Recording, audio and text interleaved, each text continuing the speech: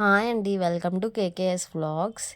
ఈరోజు ఇన్స్టాగ్రామ్లో story editing యూనిక్గా ఉండేలాగా ఎలా చేయాలో చెప్తాను చూడండి. మనం బీచ్కి వెళ్ళినప్పుడు బీచ్ పిక్స్ తీస్తాం కదా. ఫస్ట్ మనం బీచ్ తీస్తున్నట్టు మొబైల్తో పట్టుకుని ఇంకో మొబైల్తో ఫోటో తీసి అది పెట్టండి. దాని తర్వాత మనం ఏదైనా ఫొటోస్ దిగుతాం కదా, దాన్ని అదే ప్లేస్లో ఆ మొబైల్లో సెట్ చేయడానికి ట్రై చేయండి. కరెక్ట్గా పొజిషన్ చూసి సెట్ చేయాలి.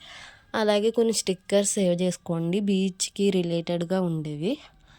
అంటే మాక్టైల్స్ అని అక్కడ రెస్ట్ తీసుకుని ఉంటవి కదా, చైర్స్ అని అలాంటివి అన్నీ స్టిక్కర్స్ కింద సేవ్ చేసుకోండి. అవి ఎలా సేవ్ చేసుకోవాలో కూడా నేను చెప్తాను. అంటే ఇన్షాట్లో ఒక పిక్చర్ అప్లోడ్ చేసి కట్అవుట్ చేస్తే ఓన్లీ స్టిక్కర్స్ టైప్ వస్తాయి.